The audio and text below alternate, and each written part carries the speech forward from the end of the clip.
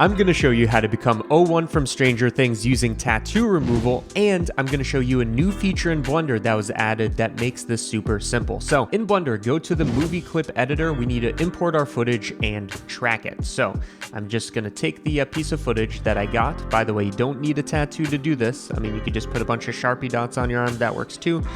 The idea is set scenes, frames, and prefetch. The idea is we are going to track our tattoo, and then using that motion, we're going to create a new tattoo and just kind of apply it over top using that new feature of Blender that I'm going to show you. So here's what we're going to do.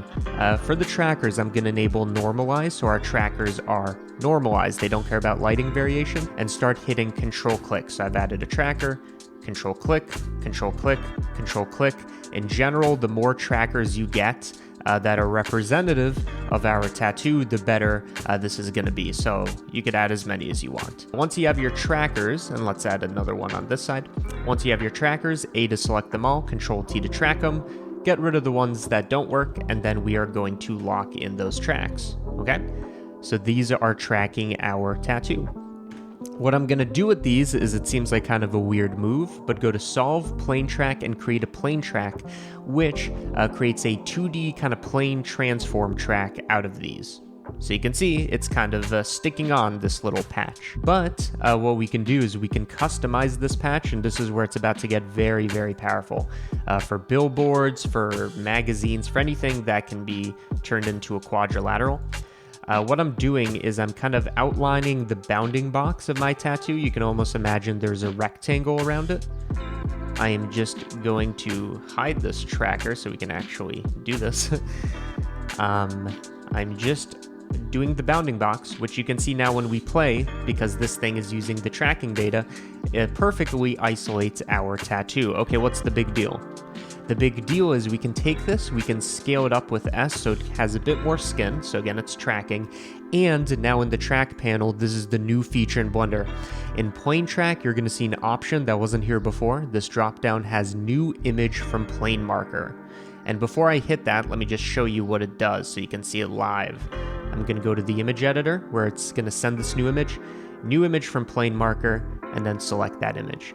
You can see what it's done is it's taken our bounding box in some sense and created an image. It's extracted it out of it. Okay, what's the point in this? The point is if we now set this to paint mode, and I'm just going to set this to paint maybe a red, a bit tinier, and I just paint over this, and then I go back over here, you can see this is now tracking on, and any edit that we make to this image is going to be tracking on. So the question is, what's the edit we want to make? We want to make it the 001 tattoo. So I'm just hitting Alt-Shift-S to save out this image. Why am I saving it out? Because this is something that's easier to do in a Photoshop or a GIMP or anything like that. But you could do it in Blender if you really wanted to. So now in your photo editor of choice, just bring in this image. We're going to alter it, and then we're going to bring it back. We need to do the tattoo. So here's how I want to do it. First of all, I need to get rid of the original tattoo. So I'm going to find my clone stamp tool. I'm going to search for it. There it is. I'm going to control click to sample and just start sampling skin over this. Now Blender does have a clone stamp tool, but it's glitchy when you use it in the 2D view. It works very well in the 3D view, but I don't want to be creating like a 3D plane and all this just to do this tiny thing. So I'm just selecting patches of skin. You don't have to be perfect with this because, again, we're going to overlay a tattoo on top of this, which kind of hides some of this dirty work, but just make it look okay.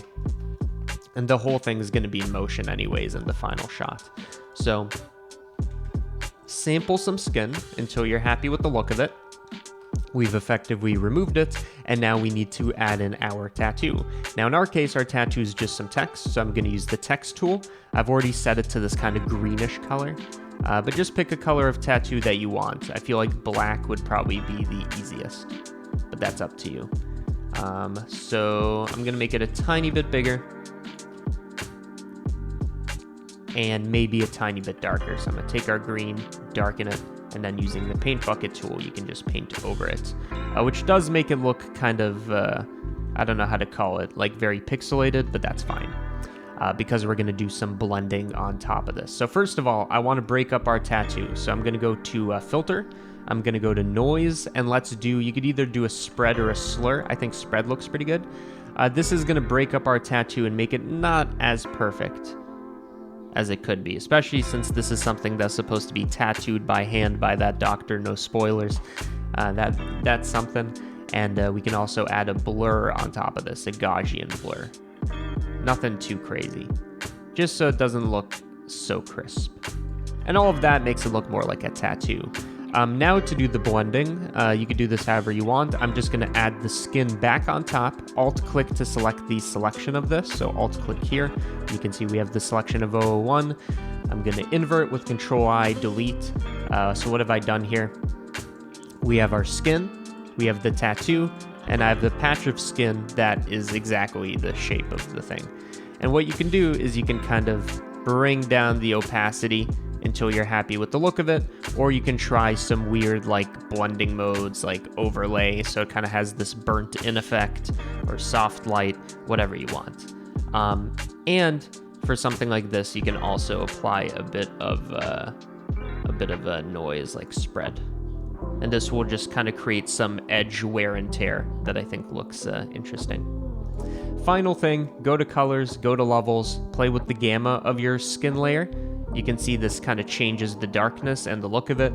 Just go for something you like. And if you want, just a final note, you can totally go in, use the erase tool, and darken pieces of this. So we're kind of erasing skin and saying, oh, make this boundary of the one kind of darker. These are just kind of subtle edits, but they make it more, you know, hand-drawn kind of look. You can do all of those things. So in general, I'm happy with the way this looks. Drop the opacity a little, which doesn't seem to do much since we did the gamma, so maybe drop the opacity of the 01. There we go. Just go for something you like. We can spend all day here, but I'm happy with this. So I'm going to go to File, Export As, our beautiful tattoo. And this is what we want to import back into Blender now. So in Blender, again, the power of this new feature, this new image from Plane Marker, and you can also update it after you do a edit here.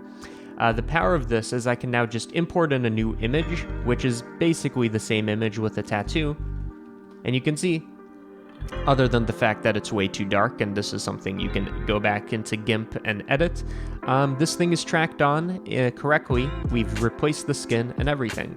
The only thing to work on is you can kind of see this boundary, but we'll talk about that. So we've replaced our tattoo. Finally, to get this thing rendered and to replace that little boundary thing, I'm going to go into the movie clip editor. I'm importing in our movie clip, which should already be loaded. Make sure that's going both to the viewer and your compositor. And I want to overlay my tattoo, right? So to do that, plane track deform node, because everything we've done is with this new plane track feature. Just load in your settings, apply a bit of motion blur, and then for your image, not a mix RGB, but for your image, apply this edited one, our beautiful tattoo. Okay? So now when we view this, you can see it's this moving planar track with a bit of motion blur. We also have the alpha for it, which is going to be helpful. I'm just going to do a bit of an alpha over. So I don't know why I keep saying I do a node and then I do the wrong one. Do an alpha over with this plane track deform. So now we have one slapped on top of the other, but we're still going to have this kind of visible boundary. So to fix that, what we can do is you can set the factor to this, and then we are going to dilate it. What does this mean? This means this is where our plane track deform is showing. If we do a bit of negative feathering, it's going to start eating into this just a little, just a bit of a soft feather. And that's going to hide any boundary. So before, after, I don't know if you can tell the difference. Let's go to another frame before. Now you can really see this boundary, and after. Okay? And again, you can get fancy here at any point. If you want to edit your tattoo, just go back into the GIMP. Like for example, right now I feel like my tattoo is still slightly too dark. So I could go back in here, make it less intense. This might be way less intense, but let's just, for proof of concept, my beautiful tattoo 2. Save that out, and this is the idea of rapid iteration. All I have to do is go in here and find a beautiful tattoo number 2. And now you can see it's a bit lighter. Anyways, that is how you become 001 from Stranger Things. No spoilers, as I said.